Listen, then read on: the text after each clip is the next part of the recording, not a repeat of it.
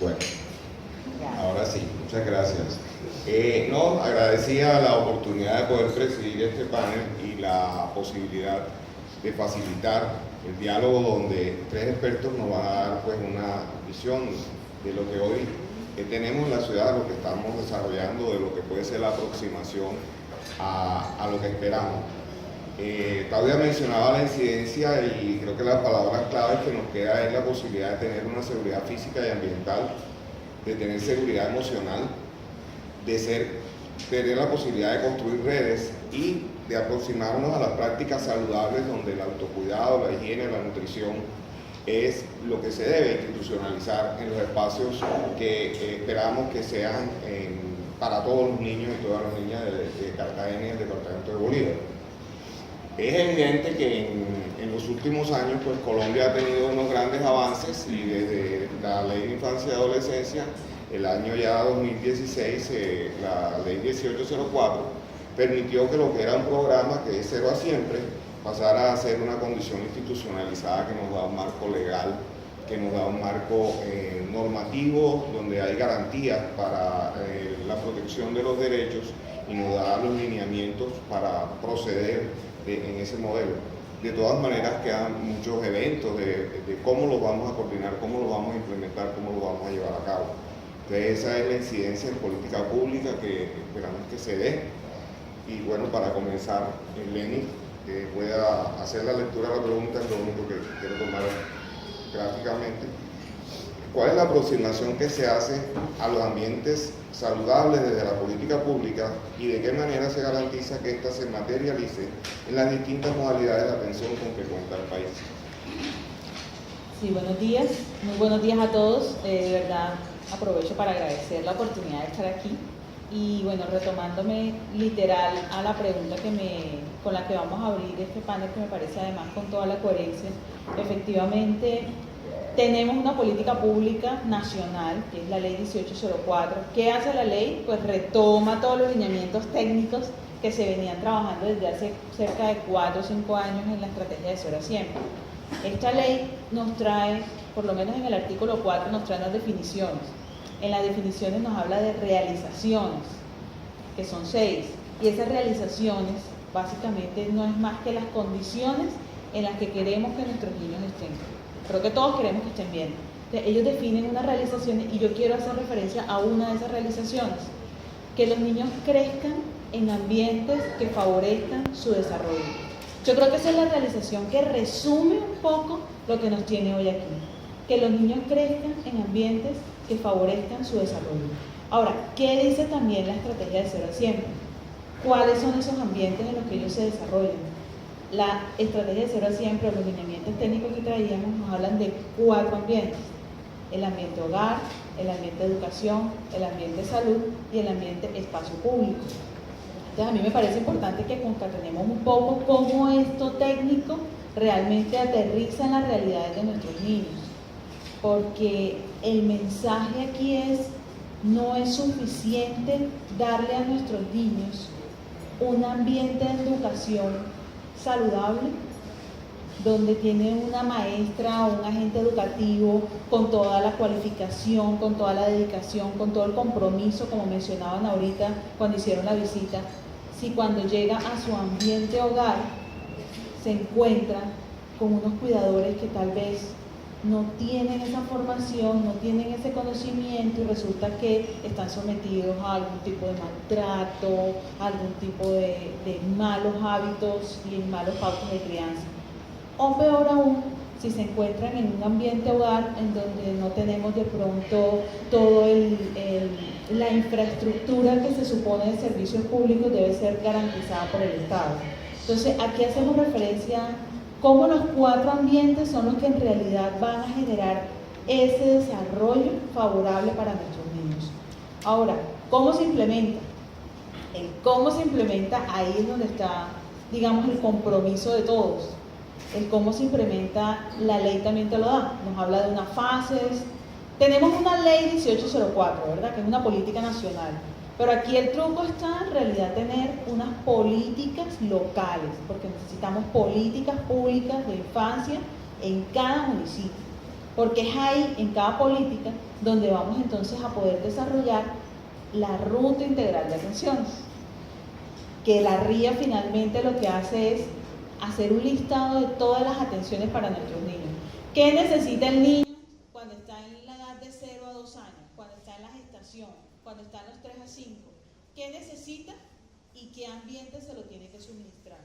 Entonces ahí es donde se crean los compromisos, ahí es donde se desarrollan los programas, con la RIA es que se puede tener en realidad una identificación clara de lo que dice la política pública, porque a veces leemos una política pública y bueno, suena muy bonito en papel, pero eso cómo se traslapa pues finalmente a lo que los niños realmente necesitan. Entonces yo quiero resaltar algo y quiero aprovechar, yo sé que estamos hablando de país, no estamos hablando solo de Cartagena, pero sí quiero resaltar el compromiso del que soy consciente que en estos momentos las personas que tienen que ver con la política pública, con la construcción de la política pública, lo están haciendo. Porque Cartagena está en estos momentos en el proceso de construcción de una política pública, pero no con asesores externos, y eso me parece lo más valioso. Viene una política pública excelente, que además fue reconocida nacionalmente, ha tenido premios porque en realidad se ha podido ir desarrollando a pesar de los cambios de administración. Ese es el éxito de una política pública. Pero además, la que estamos construyendo en estos momentos, de verdad, he sido partícipe de algunas de esas mesas y veo que son personas que en realidad están comprometidas con los niños. No con una institución, no con un cargo, no con más nada. Entonces, cuando tú tienes en realidad el compromiso por los niños, puedes pensar en cuáles son sus necesidades, hacia dónde van, qué es lo que tenemos que hacer fuera del presupuesto. Yo creo que una política pública no se tiene que amarrar a lo que en estos momentos o las limitaciones que de pronto puedan haber, sino en realidad ir más allá. Entonces un poco como el tema de política pública y su implementación, digamos que en 4 minutos resumidos puede ser más o menos el tema. Lenny, muchas gracias. Como vemos, tenemos marco jurídico para proceder y realmente, como lo destacas, si hay un compromiso de las organizaciones civiles y administrativas por la posibilidad de desarrollar una nueva política de primera infancia en la ciudad, y están las mesas en pleno desarrollo.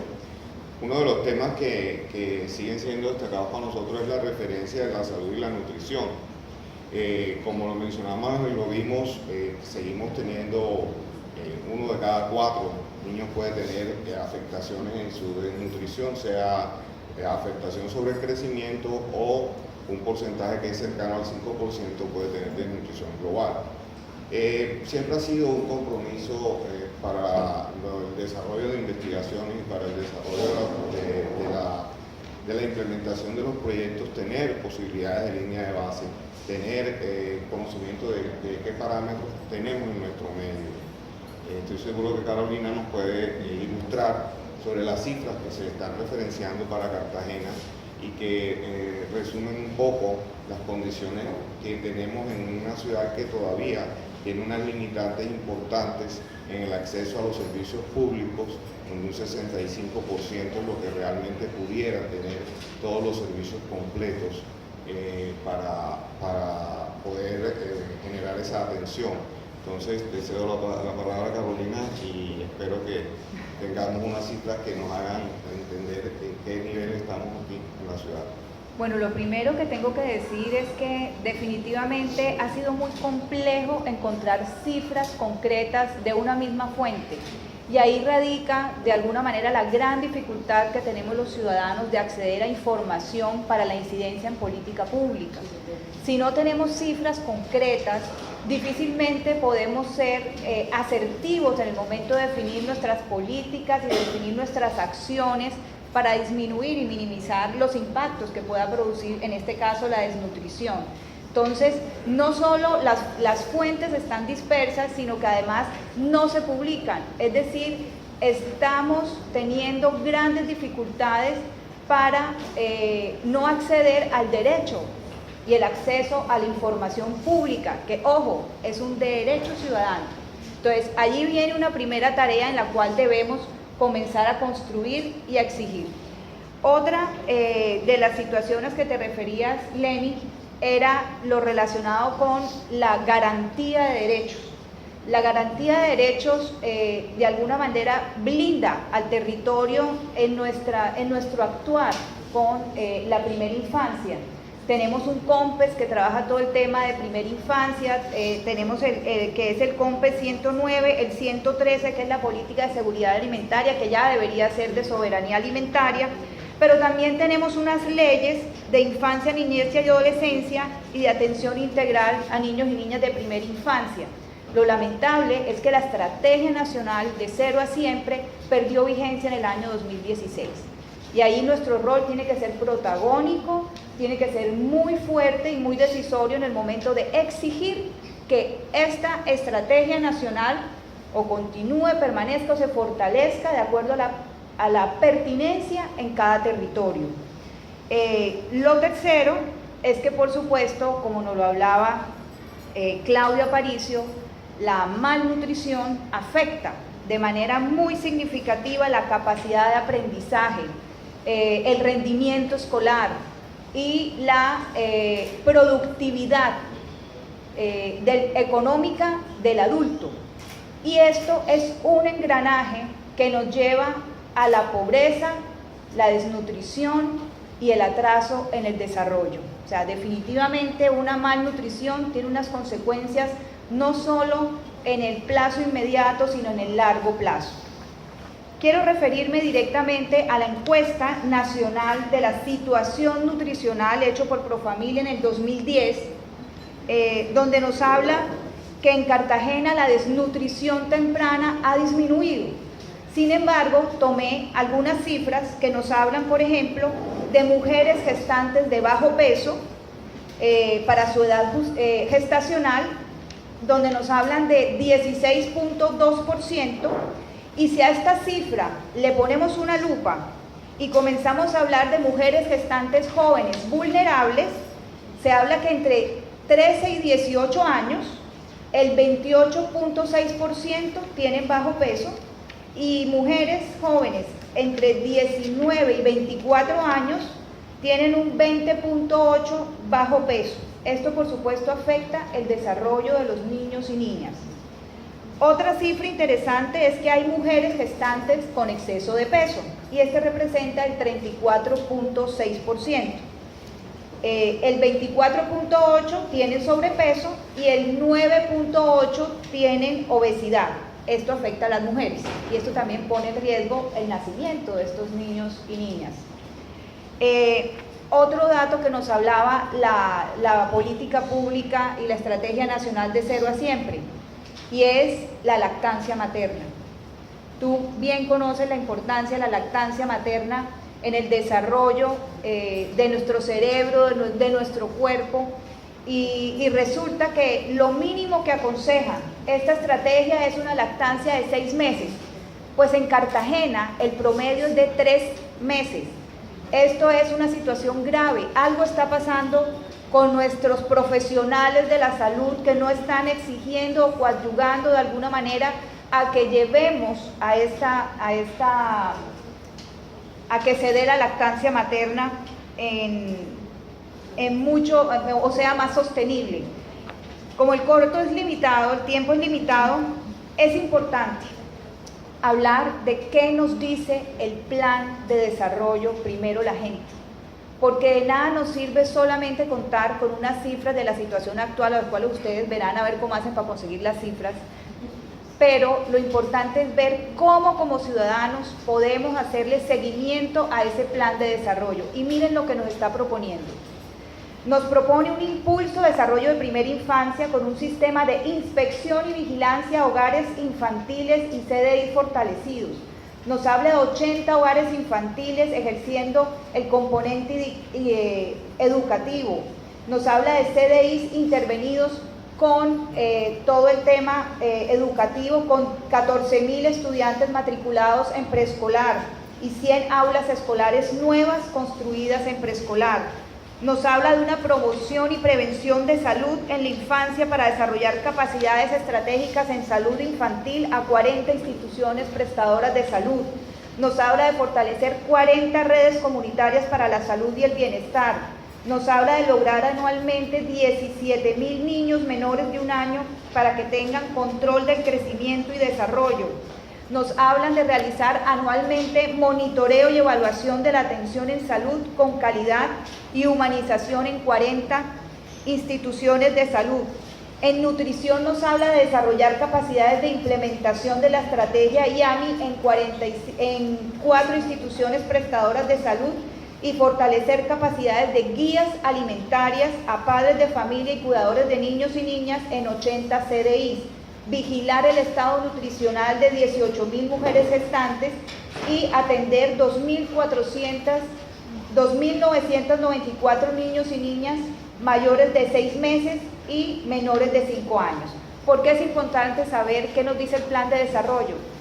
Porque el plan de desarrollo es un documento, es una ruta, nos habla de programas y metas, pero si ustedes son los dolientes, los miembros de esa cadena y esos eslabones que hacen que efectivamente se cumpla eso que está escrito, pues si no conocemos el plan, pues no le podremos hacer seguimiento y seguimos presentando las cifras que no se mueven ni para adelante ni para atrás.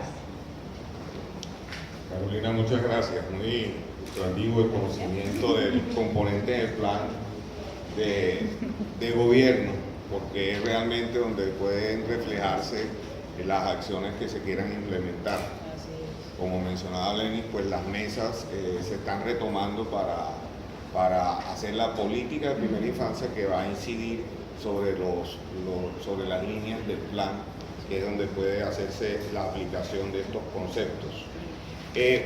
Efectivamente existe una dificultad sobre los datos y creo que los datos existen, pero no se tiene un adecuado acceso a ellos. Me consta pues el registro que lleva por lo menos los niños que participan en los programas de bienestar familiar tienen registro de seguimiento de sus curvas de crecimiento independiente de las que pueda manejar el sector salud.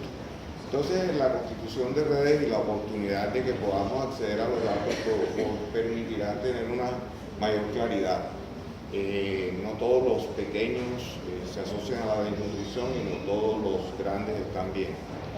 Eso es una claridad que se debe tener y por eso hay la importancia de los datos, la posibilidad de que se invierta también en el seguimiento de los registros existentes o en la creación, como en efecto va a ser, de seguimientos adecuados a poblaciones que sirvan de piloto para poder incidir. Y esto es básicamente lo que hace el personal académico, los que están en la academia, como Irma que nos acompaña hoy y que se va a referir a los componentes de salud.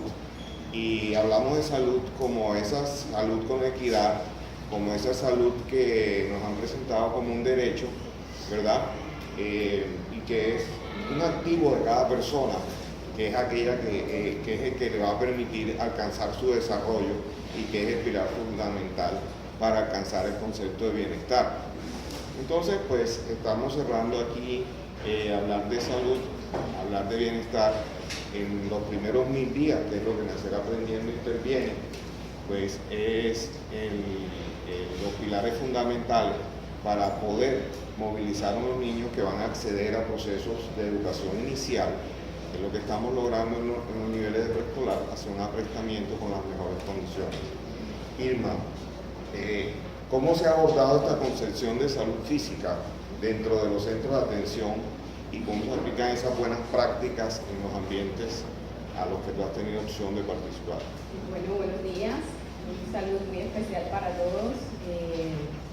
Con relación a esa reflexión que queremos empezar a hacer sobre el concepto, cómo se ha manejado el tema de salud en nuestros entornos, en realidad todavía encontramos que el concepto de salud sigue estando muy permeado por el enfoque de ausencia de enfermedad y la segmentación en la atención, sobre todo del niño. Nosotros podemos encontrar, en términos generales, las instituciones de salud están enfocadas para atender la patología, para atender la enfermedad cuando se presenta. Incluso nosotros mismos que hacemos modelación para nuestros niños, si nosotros nos detenemos un poco a pensar cuándo fue la última vez que asistimos a una consulta médica sin tener ninguna queja o sin tener ninguna afectación, de pronto nosotros mismos vamos a decir, nunca lo hemos hecho o tenemos mucho tiempo que no lo hacemos, porque la visión que tenemos de salud sigue siendo la ausencia de enfermedad y no ese estado de bienestar. Y además, como tenemos esa visión desde los mismos profesionales de la salud, eso hace que los servicios de salud tengan ese enfoque y se ofrezcan y se den de esa manera. Por ejemplo, yo veo una foto muy bonita de una niña aquí en este pendón y la quiero utilizar para reflexionar. Nosotros, por ejemplo, ofrecemos a estos niños de las zonas más vulnerables de la ciudad servicios de salud que a veces no son en sí mismos saludables. ¿En qué medida? A veces el niño puede llegar con un dolor de oído, la mamá lo llevó con un dolor de oído y muchas veces el profesional que lo atiende se enfoca solamente en eso que tiene el niño y puede que la niña pues tenga signos de maltrato y no nos demos cuenta, o puede que la niña tenga un problema nutricional de los que mencionaba aquí mi compañera y tampoco lo notemos, y eso puede hacer que efectivamente se pierdan oportunidades valiosas de generar espacios más saludables para el niño.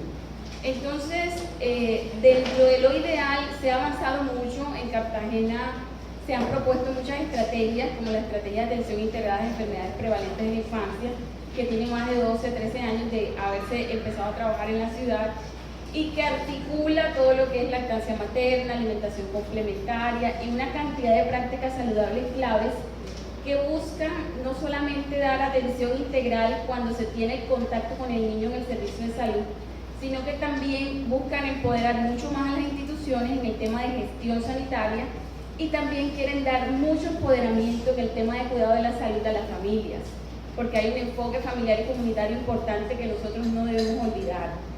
Y cuando vamos a hablar de ambientes saludables, el actor más importante es la comunidad y la familia, porque no podemos hacer política pública si la comunidad no acepta la política, o si no está de acuerdo, o si culturalmente para ellos no es importante ese problema que nosotros estamos viendo en los datos, en las cifras, y que para nosotros como gestores de la política es importante. Entonces, la responsabilidad del Estado tiene que resaltarse mucho y tiene que haber un compromiso en el tema de hacer política pública y gestión de las comunidades desde la misma comunidad, involucrando a la comunidad. Y además hay que, digo yo, lo ideal, además de toda esa revisión del entorno comunitario, es hacer que los profesionales de la salud tengan un enfoque, sobre todo los que están en esas áreas de atención familiar y comunitaria, porque nosotros a veces encontramos que definitivamente el niño se atiende en la consulta.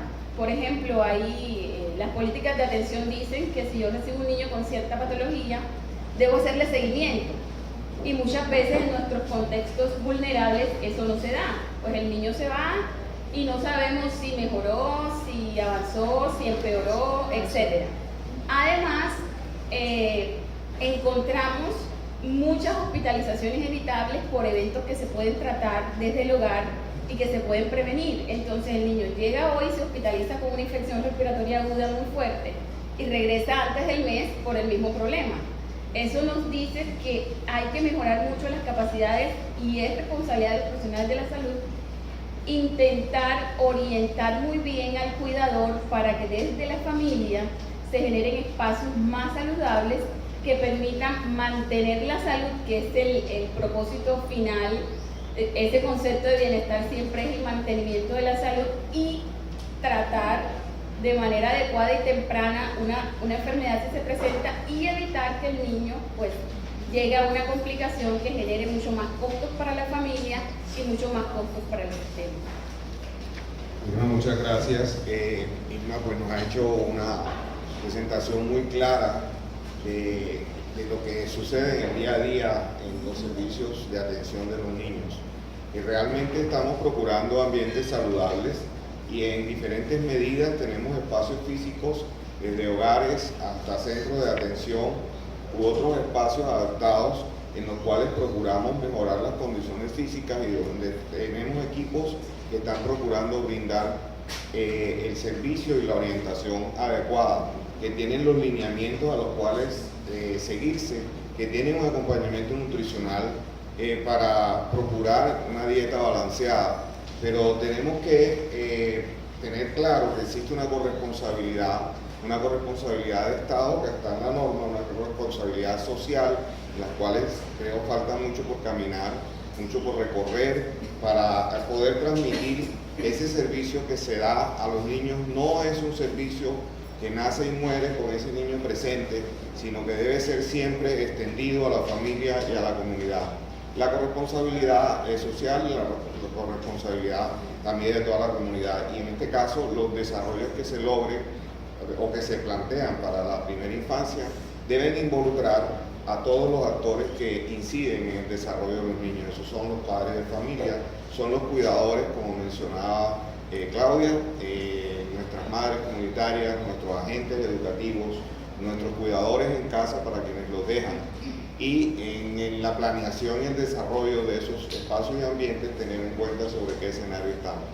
Hemos oído mencionar cómo no podemos negar las condiciones que todavía persisten en Cartagena, donde un 30% de espacios pudieran no tener acceso a todos los servicios públicos, o donde no se están todavía pudiendo cumplir con las necesidades básicas de alimentación para los niños. El concepto de la atención en salud y el concepto de la visión de la salud como solución de la enfermedad es una realidad, y hoy toda la ley, toda la norma está enfocada a replantear el concepto y a que reconozcamos la salud preventiva como la necesidad de integrarnos a nuestro medio, a nuestra condición y poder realmente ser proactivos en el cuidado de nuestro cuerpo. No hay un momento mejor que esa primera infancia para establecer los hábitos, para establecer los patrones de desarrollo y para que ellos reconozcan en una alimentación balanceada, en una atención adecuada y en manifestar oportunamente sus sentimientos no quiero pasar por alto la importancia del desarrollo emocional de los niños, la poder expresar las condiciones que los afectan son absolutamente indispensables, no son solamente los derechos, sino el saberlos ejercer y pues para nosotros la posibilidad de protegerlos. Esta última pregunta es para todos, tiene un minuto cada uno para dar una opinión, y con esa pregunta pues le damos. Y acá hay una persona que me mira con unos ojos. Sí, nos lleva. Sí, exacto. Entonces, realmente un minuto cada una opinión, y con esa pregunta pues como facilitador le damos un espacio también al público para que haga sus preguntas y las podamos canalizar. Ale, nos puedes ayudar para que canalicemos algunas preguntas al final.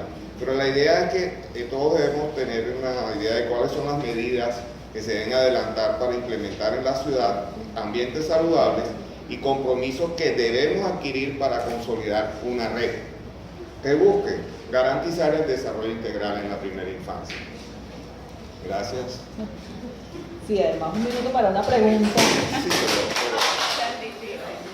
Sí, no es una pregunta fácil, pero sí quisiera, de todas maneras, yo voy a aprovechar este minuto para redondear y retomar un poco lo que hemos hablado. Hemos hablado de corresponsabilidad. Efectivamente, la ley 1098 te habla, son responsables la familia, la sociedad y el Estado.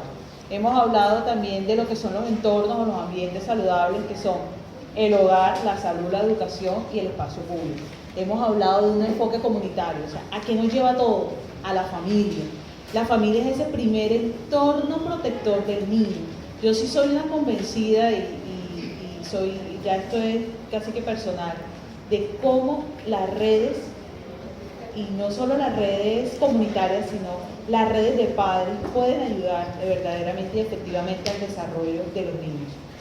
Tenemos unas políticas públicas, que a veces las políticas públicas las vemos asociadas a la administración de turno, eso le toca al otro. Pero cuando tú logras empoderar a la comunidad, empoderar a los padres, entonces ahí sí puedes, pero un empoderamiento con conocimiento. No se trata simplemente como de exigir porque creo que, sino en realidad un enfoque de derecho, un ejercicio de la ciudadanía. Con esos conocimientos básicos sí podemos lograr una red de padres que puedan entonces dinamizar estas políticas públicas, porque ellos van a entender qué es lo que debe pasar, a qué tienen derecho, por qué se están dando las cosas, por qué no se están dando, por qué la prioridad debe ser esta y no debe ser la otra. Incluso pueden llegar a ser un motor generador de información, un motor generador de programas, de ideas, de proyectos. Yo sí soy una convencida de que la red de padres es la que puede dinamizar políticas públicas y muchas otras cosas más. Retomando un poco las cifras que nos mencionaban al principio de los 35 hogares comunitarios de bienestar que van a impactar, los 8 CDI, pues incluso esa población pudiera ser ese foco con el que se puede comenzar un piloto tan importante como este. Entonces, porque a veces, como dice el adagio público, el que quiere hacer mucho de verdad no lo logra tanto. Empezar con una red de padres bien fortalecida y después ir extendiendo puede dar unos muy buenos resultados, no solo para Cartagena, sino también un piloto que puede ser replicable más adelante. Muchas gracias, Elena. Bueno, más allá de las minutas que ustedes conocen más que de nosotros, hablar de ambientes saludables es complejo cuando estamos en un ambiente no sano. Y es allí donde tenemos que mirar el gran desafío que tenemos como parte de la cadena de la nutrición y del trabajo con la primera infancia, de ver qué debemos hacer para que efectivamente la cadena funcione de la manera más adecuada y se produzca el engranaje que lo haga funcionar y que lo haga volar. Cuando hablamos de el Centro de Excelencia y su programa Nacer Aprendiendo, estamos hablando de un programa de vanguardia que va a tener que movilizar a la sociedad civil. No es el típico CDI. Aquí no están una cantidad de organizaciones buscando replicar lo mismo. Esto nos tiene que llevar a tomar un rol diferente, un rol de corresponsabilidad frente a diferentes actores. ¿Y cuál es la fórmula mágica? La fórmula mágica, anoten bien: fortalecimiento institucional, control ciudadano y articulación. Si no tenemos un fortalecimiento institucional, unas instituciones fuertes, competitivas y confiables que trabajen con transparencia, efectividad, eficiencia y rendición de cuentas, va a ser mucho más complejo tener los resultados. Tenemos que también trabajar todo lo que es procesos de visibilidad, sanción y control, y que todos los procesos de contratación, recurso humano, se produzcan de la manera adecuada como debe funcionar el Estado.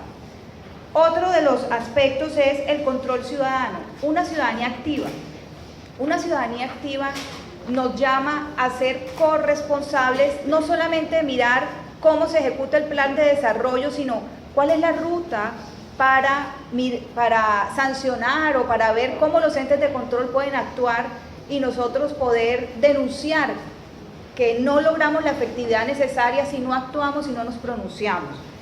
Y por supuesto, vigilar que lo planificado se ejecute. Y la articulación, una articulación con la academia. Necesitamos información de calidad que nos permita optimizar los procesos de planeación y ejecución y evaluación que estamos haciendo. Necesitamos una academia, por ejemplo, aquí tenemos el Instituto de la Universidad de Cartagena, el IPREC, que está haciendo todo un seguimiento a los planes de desarrollo versus las políticas públicas y exigir que eso se siga dando. Por ejemplo, se hicieron las últimas 3 administraciones, no se han seguido haciendo, hay que seguir y hay que insistir en que se haga, porque es la academia la que nos va a dotar de información para ser muchísimo más asertivos al momento de incidir en política pública. Hay otro actor, el sector privado. El sector privado hace parte de la cadena de producción de bienes y servicios. Y más allá, ustedes saben que lo que se vende en los niveles calóricos, de la nutrición, lo que se produce, tiene que tener toda la responsabilidad para que efectivamente sea adecuadamente la nutrición. Y el sector público en este momento está haciendo la formulación de la política pública distrital de primera infancia, niñez y adolescencia, y nosotros debemos participar de una manera activa en este proceso. No se trata de dejar de que otros participen y solo las instituciones lo hagan. Ustedes directamente, los que hacen parte de la cadena del eslabón, los que están directamente en el día a día de la problemática de los niños y niñas, deben ser los protagonistas de esta política pública. Bueno, muchas gracias. Realmente compromete a esta comunidad que tenemos que formar parte y ser corresponsables, si no, no estamos avanzando. Irma. Así es. Bueno, esencialmente yo pienso que es importante fortalecer la gestión de determinantes sociales para crear ambientes más saludables. Determinantes sociales de la salud que están ligados al tema de educación, al tema de saneamiento básico, vivienda, etcétera. Me parece muy importante porque parte todo el entorno de lo que queremos hacer con los niños es darle un ambiente saludable. Pero haciendo de pronto, apelando a mi énfasis y de pronto retomando algunas de las palabras de Claudia, hay que generar evidencia científica sobre lo que se hace en este tipo de intervenciones.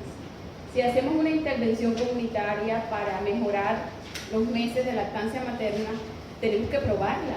Tenemos que probarla con investigación para poder replicarla. Porque después vamos a estar haciendo cosas que suponemos que son buenas, pero que la evidencia científica no nos respalda y no las vamos a poder universalizar. Entonces queremos generar evidencia para poder tener práctica basada en evidencia y crear ambientes saludables con evidencia científica.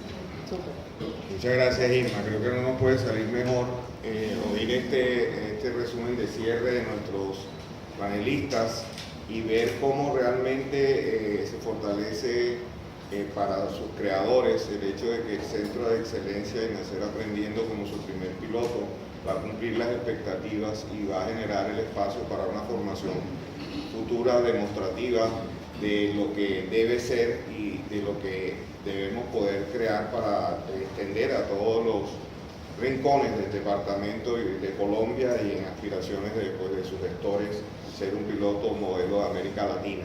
Estamos conjugando ambientes saludables con unos criterios sobre la seguridad física, de la salud y del bienestar de los niños, donde pretendemos que se conecten y se creen las redes necesarias para que se funcione dando ese puesto, ese privilegio, ese primer lugar a los niños y que finalmente exista apropiación en ellos para que realmente se constituyan en hábitos y se puedan desarrollar, donde la higiene, el autocuidado, la buena alimentación, el buen comportamiento, la ética y todo se cree desde esa primera infancia. Vamos a tener unos fabulosos ciudadanos del futuro.